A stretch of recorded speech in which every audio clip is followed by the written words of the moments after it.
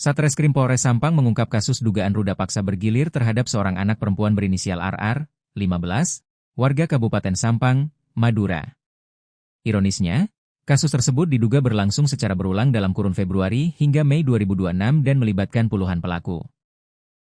Berdasarkan hasil penyelidikan, korban diduga mengalami tindak kekerasan seksual di sejumlah lokasi berbeda, yakni di Desa Panggung, Kecamatan Sampang, Desa Astapah, Kecamatan Omben, serta Desa Madupat, Kecamatan Camplong, Sampang. Korban dilakukan secara bergilir oleh para pelaku dan lokasinya di semak-semak, kata Kapolres Sampang, AKBP Hartono, Kamis, 9 Juli 2026. Peristiwa itu bermula ketika korban berkenalan dengan sejumlah pelaku saat berada di kawasan Taman Wiyata Bahari, Jalan Suhadak, Kelurahan Dalpenang, Sampang. Sejak saat itu, korban beberapa kali diajak bertemu hingga akhirnya diduga menjadi korban tindak pidana secara berulang. Dalam setiap kejadian, polisi menduga para pelaku menggunakan kekerasan maupun ancaman kekerasan sehingga korban tidak mampu melakukan perlawanan.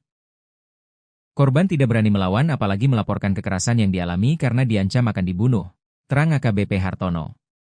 Akan tetapi, dengan kondisi korban yang mengalami trauma, ketakutan bertemu orang lain, serta syok berat, hingga akhirnya melaporkan kejadian yang dialaminya ke Polres Sampang.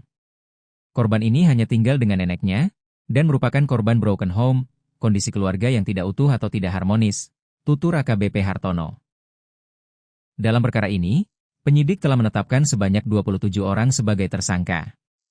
Hingga kini, 12 tersangka berhasil diamankan, sementara 15 tersangka lainnya masih dalam pengejaran. Mayoritas pelaku yang telah ditangkap masih berstatus anak, sedangkan 2 lainnya merupakan orang dewasa, ungkapnya.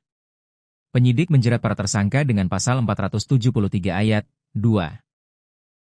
Huruf B KUHP Yungto Undang-Undang Nomor 1 Tahun 2026 tentang Penyesuaian Pidana, Yungto Pasal 20 huruf C KUHP serta Undang-Undang Nomor 11 Tahun 2012 tentang Sistem Peradilan Pidana Anak.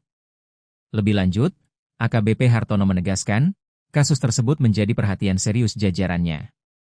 Seluruh pelaku yang terlibat akan diproses sesuai ketentuan hukum yang berlaku tanpa pandang bulu. Kami juga terus melakukan pengembangan untuk menangkap para pelaku lain yang masih buron, pungkasnya.